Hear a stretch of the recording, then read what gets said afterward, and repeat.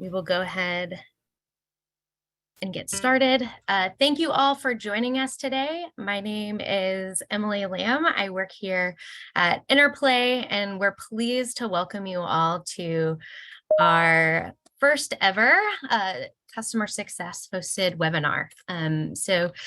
Titled Maximizing Technician Efficiency Through Training. In working with thousands of business owners, lead trainers, service managers, and technicians, we hear time and time again that busy season brings about a major challenge, many major challenges, but one of those being figuring out how to balance service orders and immediate urgent business needs, and then balancing that with proactive growth of the team. So today we're here to discuss just that. I'm excited to have Dan Clapper, our very own HVAC Market Director, lead us in an insightful discussion about ways to propel your business to new heights. So during our time together, we will talk about unique challenges faced by companies like yours during busy season and strategies to overcome them. We'll explore the essential skills and knowledge technicians need, the best practices for selecting suitable training topics, and how to schedule and motivate your team to actively participate in their professional development. So first, before we get started into the content, we're just going to go over a few housekeeping rules. First off, attendees will be muted for the duration of the webinar. We're going to get the chat going here in a second, so you all can send any notes during the chat. If you do have any questions, though, that you want addressed during the webinar, you'll see there's a Q&A button. If you'll just enter your questions there, we'll have a Q&A section at the end of the webinar where we can actually address those questions that you have that maybe Dan didn't dive into or something that you want to talk about more. You'll also receive a webinar recording in the next 24 hours that you'll have and can share with your team members. And finally, we are going to have a couple polls throughout the session. So everybody loves a good webinar with audience participation. And so we welcome your feedback and insights, and that'll certainly help us make sure that we're responding to your needs and the questions that you have. So with that, with further ado, I'm pleased to welcome our very own Dan Clapper as he takes us through this training today. But before Dan dives in, I just wanted to brag about him a little bit and help us all kind of get to know his background. So Dan has an extensive 25-year career in the HVAC market, and he solidified his position as an influential professional within the HVAC industry and skilled trades at large. Recognized for his unwavering passion to help fellow trades professionals expand their businesses and develop their people, Dan's expertise is evident in his impressive resume. Dan, I'm sure you love this. Dan's journey in the HVAC industry started at a young age as he followed his father's footsteps to learn the ropes, from installing boilers and HVAC equipment alongside his dad during his teenage years to eventually immersing himself in the sales, design, and distribution aspects. Dan has constantly demonstrated his ability to excel in various roles. Throughout his career, Dan has acquired valuable experience on the wholesale level and has honed his skills in devising best practices, making him a reliable and robust source of support for many in the HVAC business. Moreover, he has left an impression on the sector by training thousands of HVAC professionals, like through this webinar, across the country. So now at Interplay, Dan's unique perspective on the HVAC market continues to contribute remarkably to our product's growth and development. Energized by the desire to motivate and assist others, Dan Clapper's dynamic presence in the HVAC industry is not only engaging, but undoubtedly inspiring. To share his knowledge, he has also started publishing a regular newsletter on LinkedIn called The 10% Habit, and he writes on the impact of learning and training on people in the businesses they're part of. Now, beyond his career and what he does professionally, another fun fact that I love about Dan is he spent an entire year traveling across the United States in a van with his family and has been to 49 states. Now, the last one I learned yesterday that he hasn't been to is South Dakota. So if anyone on this call is from South Dakota, let us know because we have to visit and get Dan that 50th state. So without further ado, I will pass it over to Dan to get us started. Awesome. That was such a beautiful introduction. I'm not as cool as she says she is, but or she says I am. But yeah, before we get started, I just want to pop a poll up here quick to kind of understand what priority level you put your training at. Is training a priority during busy season? Do you say I wait until the fall? And also what type of challenges you have. So I think this poll should be popping up here soon.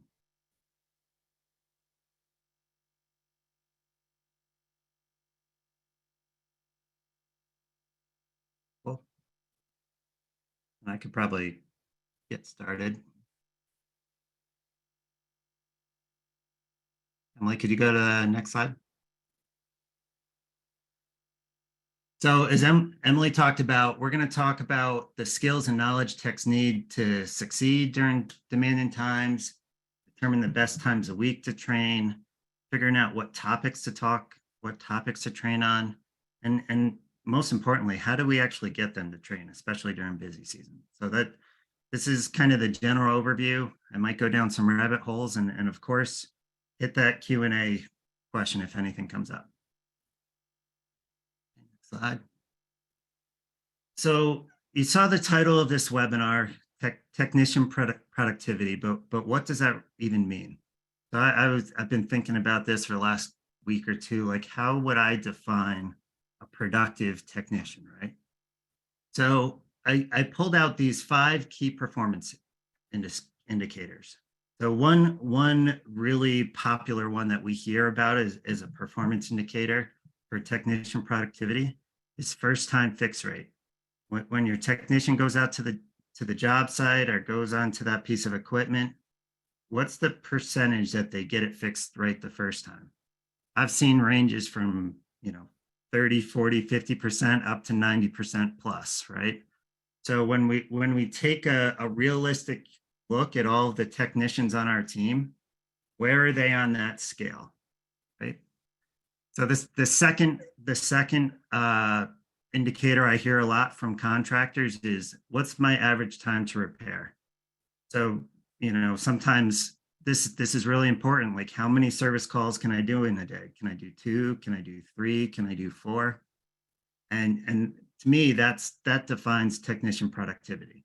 Like how strong is their skill set to where I can get them, that average time to repair down.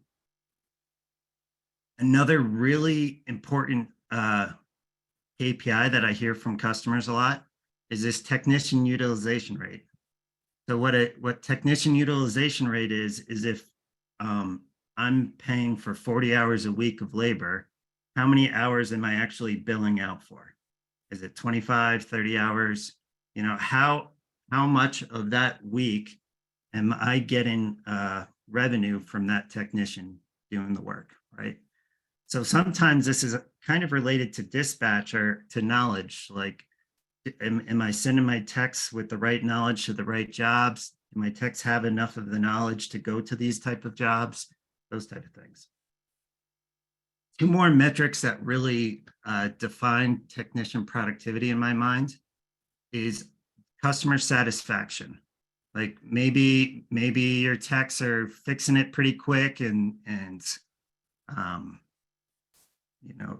they're pretty efficient in the field, but if the customer is still upset, if they're not giving you 5-star reviews, that's really a function of productivity too. A term that you've probably seen in a lot of other industries is called NPS, or Net Promoter Score. And it's really just asking one simple question, like how likely would you recommend our company to other customers, right? So this is a very important metric to understand technician productivity. And lastly, I think if I could rate any of these, this is the one that's really actually most important to me. Employee satisfaction. So employee satisfaction is like what is the culture of your company like? And so employer NPS is how likely would you refer someone else to work for your company? So this gets into building the culture, your technicians feeling like they have a career path, that they're recognized, that they're welcome, that they, that they're part of a team. So all of that being said, this webinar is about how do we help increase these metrics. So what's really interesting about this is I could look at all these metrics if I went into your business, and I could probably get a pretty good idea of the potential of growth for your company. Well, let's go to the next slide here. When I think about these important metrics, from first time fix rate to average service time, this really gets into the profitability and the revenue of your company, right? Like your organization. If I can make these KPIs better on this technician productivity, I can increase my profitability. I can hit more jobs during the day. I can have higher ticket rates. So increase revenue. Also, when it comes to business metrics, if my technicians are really confident in the work that they're doing out in the field, and they know the right way to do it, there's going to be less safety incidents. There's going to be less problems out there, less chance of them, I don't know, breaking a pipe and flooding your customer's kitchen, whatever it is, right? And what else is interesting is this customer satisfaction and employee satisfaction. That's also very important to your business. These 5-star reviews, these net promoter scores. And also, I didn't talk about this too much yet, but the employee satisfaction is also related to absenteeism. So when you're thinking about technician productivity, if you have your techs calling in a lot, maybe they're not being that productive. They're trying, like they're getting burned out. They're struggling with their job. So this is another reason why technician productivity really impacts your business. Now, I spent all this time on metrics because a lot of times people will tell me, well, we're really busy. We're really busy in the summer. We'll start training in the fall. And it just, you have to see how training can fit into these business metrics. So let's go to the next slide. So what happens in the summer, right? I mean, we get an increase of service calls, increase of tickets. So we start having problems with resource allocation and labor. I might have to send my B player or even someone that maybe just barely learned how to do this to the job site because I don't have enough people that have that A player mentality, that know the knowledge inside and out, right? And what else happens? Like, I'm trying to get as much done during this busy season that I'm burning out my techs. I'm making them, I'm increasing the stress. I'm trying to have them do more jobs a day than they're supposed to be doing. And this is when they're making mistakes, like when they get pushed to get a lot of this done, and that turns into the callbacks, right? What else is really interesting about busy season is weather, climbing in an attic when it's 110 degrees, 120 degrees, or job sites getting rained out, things like that.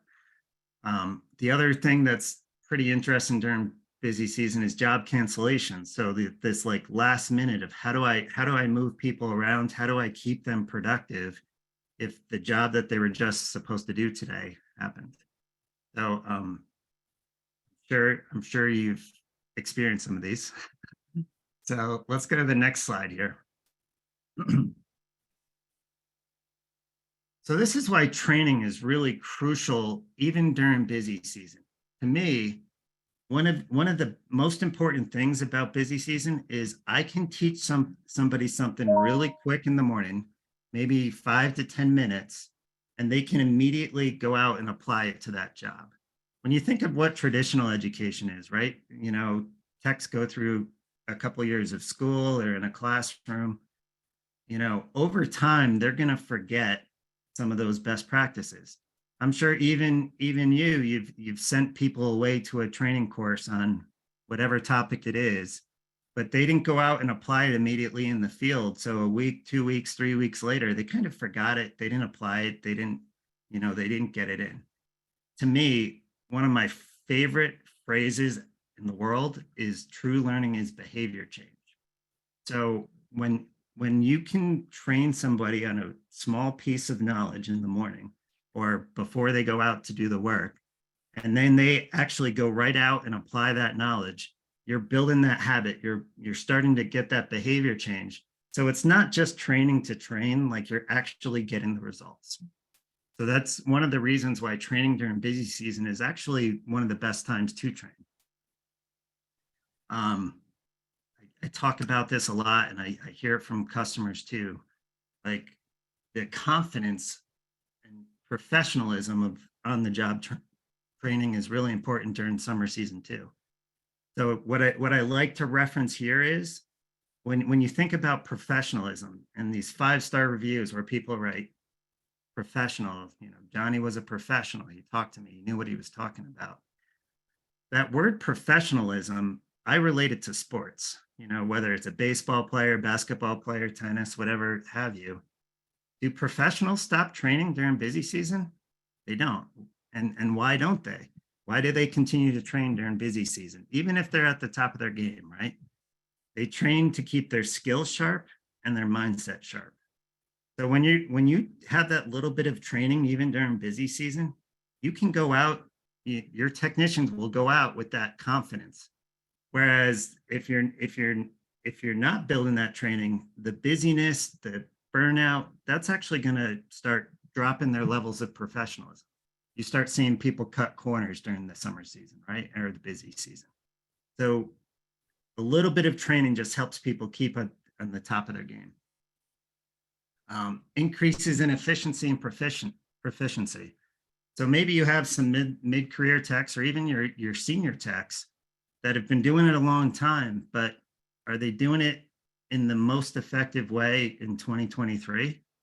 Maybe, maybe not, right? So even your senior techs, maybe they can learn ways that they can get the job done a little bit faster. Maybe there's a new process, maybe there's some new tools. So even your senior techs can benefit from training during the busy season. Technician utilization rate. We talked about this a little bit before, like sending the techs to the right job. When during this busy season, if I can train on a couple topics or cross train against different departments, that'll give me more flexibility to make sure I'm sending up people out and getting, maximum capacity out of my technicians. And also retention. I think when we really talk about that employer net promoter score and the value that the technicians feel on your team, if you're prioritizing training and making them feel like you're actually helping them grow as a person, you're going to get your retention numbers better. But if you're just throughout the busy season just throwing them jobs all day long, they're going to get burned out, and they'll probably want to try to find a different path. So training is that little piece that actually helps them feel like they're progressing in their career instead of just getting burnt out. I was on a roll there. So now let's get into the topics, right? So hopefully you've seen the value of why training is pretty important during busy season. Now, how do we decide what to actually train on though? And this gets really, when I worked for the manufacturers and I've visited contractors and facility managers across the country, what's the old way of training? Like we go into a classroom, we teach everyone a certain topic. And what happens is a lot of times that topic is either way over the head of the newbies or the senior techs. It's just, how many times do I got to hear this again? There's a lot of times in group training settings, you're not actually meeting the individual needs of the learner. So what I really like to focus on busy season is meeting the technician right in the spots that they need to train on most, right? So there's a couple different ways to do this. Within SkillMill, within our platform, we have welcome assessments where, where the technician can go in, take a quiz, take a 50-question quiz, I guess you could call it, and it'll output like, okay, here's your strengths, here's some courses we recommend for you to work on. So it can we can assign immediate training that matches their needs in the moment. The other strategy, which I really love too, is self-assessment. Take out the job description of what your technician is supposed to be doing on a day-to-day basis and say, hey, let's go through this together. What areas would you like to get better at? I actually did this with my manager a couple of weeks ago. If you guys know him, you can go ask him. I went through all of my key things that I'm supposed to be doing in my role. And yes, I'm crushing it in 3 or 4 of them, but there's a couple points where even there was improvement that I could have. So going through this process of self-assessment, it's like, it helps them feel like, okay, I can grow this area to be more confident out in the field and be more effective. Callback trends, this is really, really popular in the summer months with our customers. If someone's making a mistake on the job, whether it's like the condensate drain or, I don't know, whatever mistake your technicians are making on the job, they can come back that day. You can assign them a small piece of learning that is directly related to something that they need to improve on. And these bite-sized pieces of learning, I'll get to it on the next slide, is again, meeting them right where they need, and you're going to unleash that productivity of that technician. Safety is always an important topic, especially during busy season, because people cut corners. People forget to lock out, tag out. They forget to put on their glasses. We have courses now in vehicle safety. People are trying to rush between jobs and they're speeding and they're doing aggressive driving. They're trying to text while they're driving. Like, there's courses that will help them, or you can assign courses that will help them maintain that level of productivity, but also keep a high level of safety, right? Time management courses. We're just getting into this a little bit in our platform, and maybe there's outside resources. This is one of the things I love about our software too, is we have the ability to create custom learning paths. So if you found some good videos about time management for technicians, you can link out to them within our platform. So meet with your customer success manager if you haven't figured out how to do that. It's, once you get the hang of it, it's actually pretty easy. And then professional development. We've actually started releasing some courses here, if you've seen in our catalog, from topics of being a team member, how to maintain a professional image. This is that topic I was talking about of maintaining that professionalism. If you want to be that A player, it's good to get some of these courses in front of your technicians. Cool. All right, take a quick breath. I'm going to roll. All right. So best practices for setting up training. In the summer months, I like to just focus on micro learning. In the fall months, when you have more open time, you can get into more comprehensive learning paths that maybe are hours of trainings or groups of courses together. But in the summer, 5-minute bites, 10-minute bites, 20-minute bites, whether it's a 5-minute video every day or 10 minutes every 3 days, 20 minutes every 2 days. How can I set up this consistent time that I'm building this culture of training that the technicians know, like, okay, before I go out to this job this morning, I'm going to just learn this little piece of information. It's going to help me be better at what I do. This is the real key in the summer months. I don't expect people to do full 3, 4, 5 hours courses of training during the summer. It's got to be just these bite-sized things that they can apply immediately. So if you look how our courses are laid out in Interplay, I don't want you to take the whole course that morning. I just want you to take one lesson and apply it today. And maybe Tuesday, take the next lesson and apply it the next day. But it's important to set like a weekly target of training.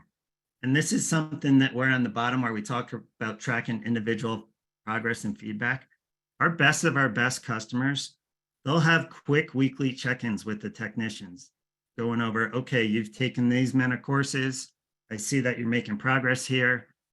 Do we have to change the process a little bit? Is there any different courses we need to do? Like, what's your feedback? Is there something else we want to learn?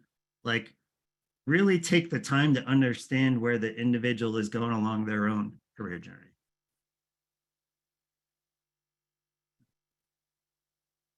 I guess there was one more bullet point that I didn't talk about yet, is also just assigning the relevant courses and learning paths. If you haven't figured out how to do that, meet with your customer success manager. They're pros at this. Like, how do you assign due dates, build out learning paths?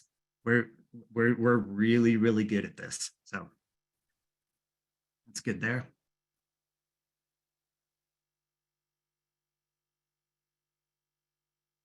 Yeah. And this topic is one of my favorite too. Like, okay, we understand the vision, we understand the business reasons why to train. We have the topics to train. Now, how do we actually get the technicians to go in there and do it?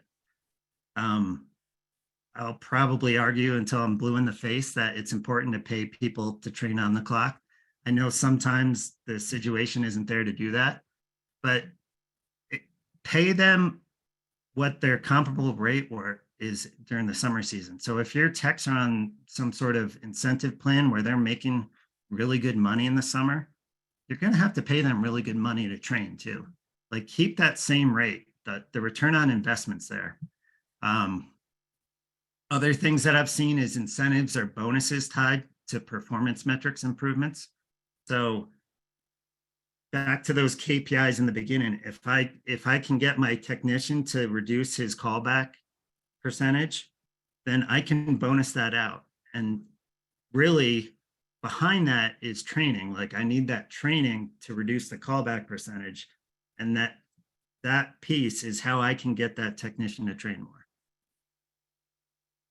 I'm in a lot of the Facebook technician groups, and I see a lot of the chatter around it. What's really interesting, there was a couple posts around motivating employees and how do I motivate employees for performance? A lot of them actually talked about, like, I want paid time off. And why is this, right? Because busy season, they're hustling, they're trying to, hit all the jobs that are coming in on the job board. They're missing out time with their family, right? They're missing out time with, they want more time with their family. They want more time to relax and renew and get their mind right. So sometimes the best way to train, incentivize training is actually paid time off.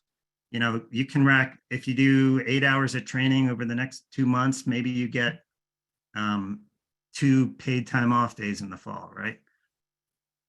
So another thing that we've heard a lot about is recognition. This could be anything from like a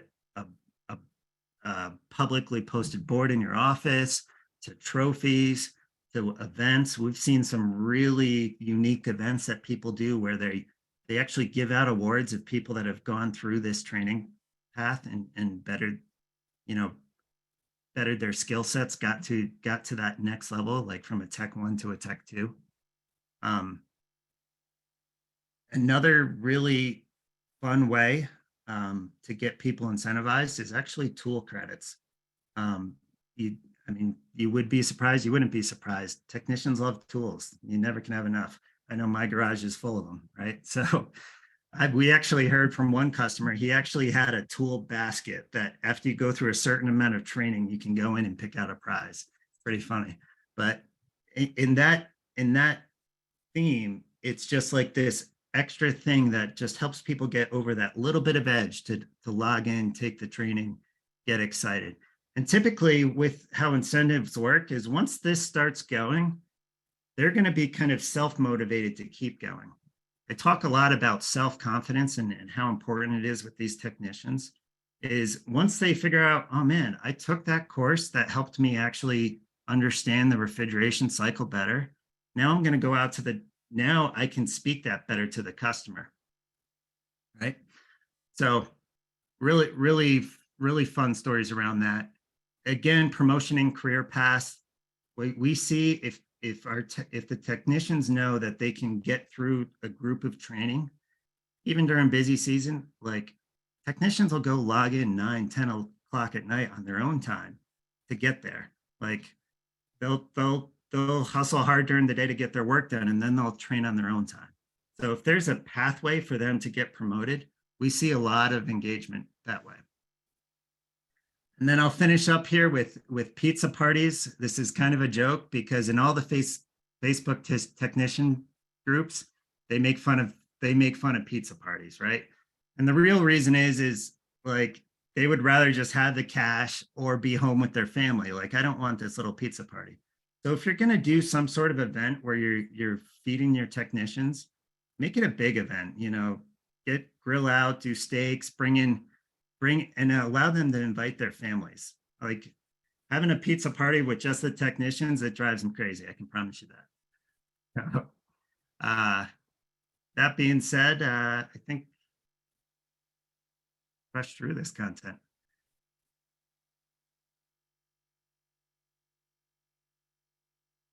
Awesome. Thank you, Dan. And yeah, like Haley said in the chat, keep on sending over questions that you have in the Q&A section. We do have one question.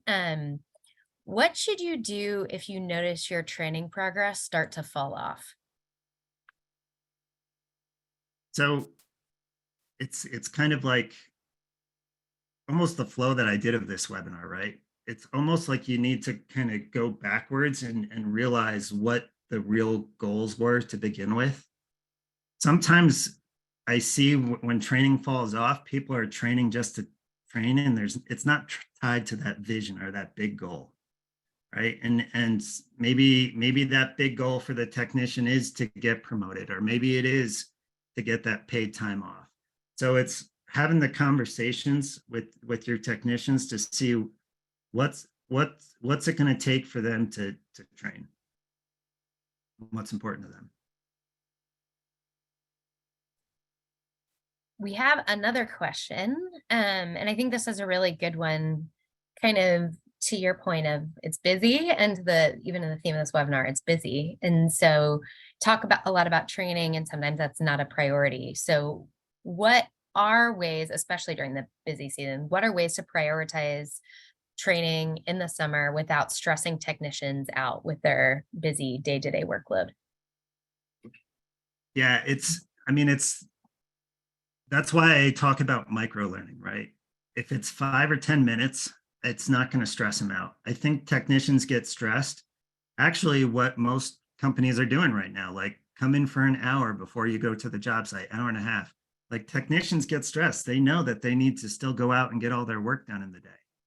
I would rather do 5 to 10 minutes a day instead of that hour a week meeting, because now they know, okay, I can get this training done quick. I can get out and get done, especially if they're install crews that are going to be in an attic. Like you don't want to waste a ton of their time in the morning. So I lean towards micro learning, like just little chunks every day. Mm-hmm. So we have another question in the chat, and someone asking about, you're talking about micro learning, but if you do have to pick a day, Brandon Jackson here asking in the chat, which day of the week is best to train for a weekly training session? Yeah, I've seen a couple styles. Again, I like shorter is better. So sometimes maybe Tuesday and Thursday, if you're going to do 30 minutes, or I've seen Wednesdays be pretty effective too.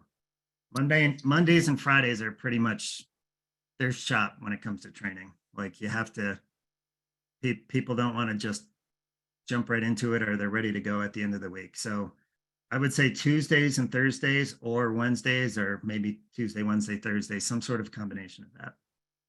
You're gonna have to debate Luke Ronan here, who said Sunday. Sunday, yeah. Well, you know, it's an important thing too. Now that I think about that, like there's going to be people on your team that want to train at different times than other people on your team. So that's kind of the benefit of an online platform too. Like if they don't want to train Tuesday, Wednesday, Thursday, but they say, look, I'm going to go home after I get my work done. I'm going to get it done as, you know, before I cook dinner or whatever. Sometimes there's technicians that'll learn better that way, to learn the night before they go out to the job site instead of that morning. So I think to have some individual flexibility will help with engagement. So kind of to that point of motivation, I think folks want to make sure with training, and I hear this as an account manager and working especially when folks are getting started, they're nervous and like adding training that it's going to push people away. So I'm curious if you have any advice on, or just any comments on like what demotivates techs from training, and then like how to combat that. Ah, yeah.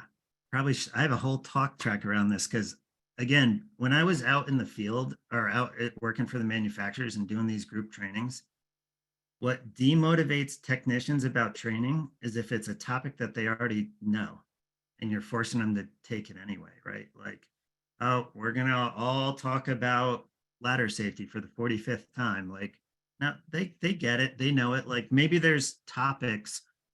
Training has a different meaning when you're meeting it right to what their needs are, and it helps them progress in their career. So that's really where I get to is if training has a bad rep if and is boring if it doesn't match their individual needs.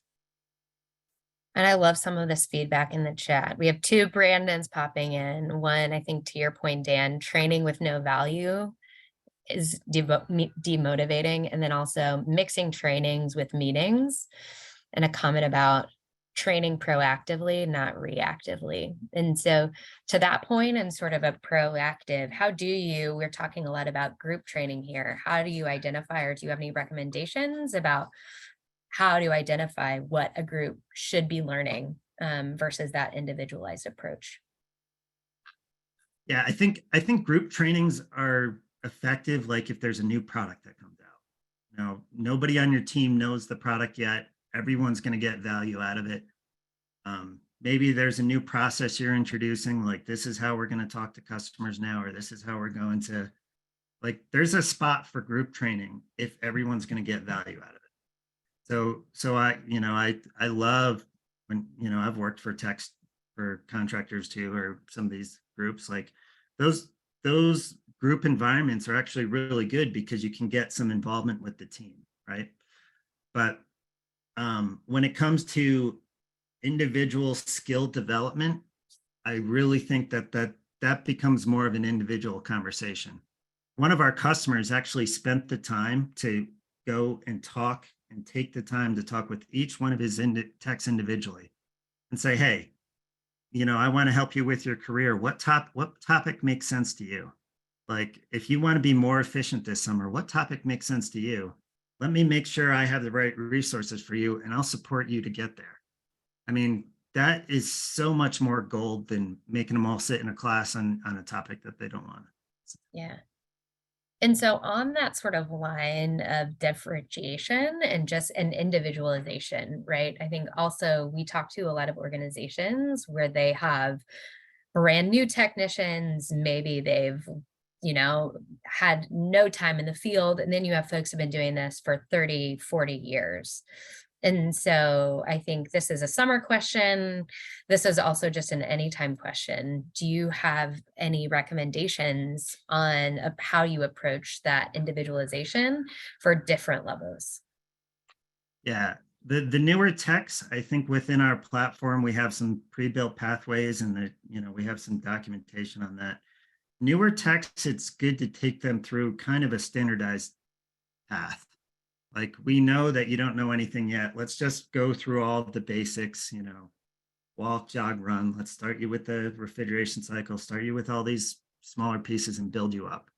And along the time, along that timeline, they're going to be applying that information immediately in the field, and it's just going to accelerate during the summer months. With the senior techs, I mean, what I've seen in the field or in the summer, right? Like, some of your senior techs, they're not going to admit where their skill gaps are. Like, they're proud. They've been doing it for 20 years. They're not going to tell you that they actually really aren't the best at 230 volt or, or low voltage or, so sometimes what I've seen is, even if you have techs that aren't forthcoming with knowledge that they want to learn, just giving them the requirement that they need to learn an hour a week on their own time, or pay them for an hour a week, 10, 15 minutes here or there. And they'll go in, and we've seen the senior techs go in and take courses maybe on the electrical side or the plumbing side, like in topics that they might have not told you that they needed help with, but they're going to start learning it on their own to build their self-confidence. Let me unmute myself here. I love that. And I think we're getting a bunch of questions and comments sort of related to what you're saying. Calling attention to the chat, I think Brandon has some really interesting ideas about advanced techs and having them sort of guide. He said, if I have a technician that is more advanced than the training I'm offering, I'll include them in teaching with me, which I love. And he shared that it's really empowering and also gives his techs a break from one sort of voice doing the training. And that's directly tied to a question that we got from Elizabeth Benson. She said, when you have a wide variety of skill levels, how do you set up a weekly training? And do you do individual kind of weekly trainings for one-on-one with people? Yeah, with the wide variety of skill set, again, I like group trainings if everyone in the class is going to get value. So again, those topics that maybe it's a new product or a new service or a new process, like group trainings definitely still have value. The individualization is where you get better engagement. And this is really why training has a bad rep, is because most companies aren't doing that individualization. So that welcome assessment or having people self-assess, like helping them kind of figure out what topics are most important to them. And maybe it's just, like I was just saying before, maybe it's just giving them a goal of amount to time to train a week and letting them kind of self-select the courses that they want to learn. Sometimes I've done that, actually. I'll go into a shop when I'm showing them the Interplay platform, and there'll be a group of techs, and I say, okay, guys, go pick a course you want to learn. And it's really interesting to watch which ones they go to. Technicians kind of know where they need help and on what they need to learn on. So, you know, some people went to the electrical, some people, like I said, they, you know, technicians are pretty smart. They're gonna go through a processed way to figure out what they want to learn.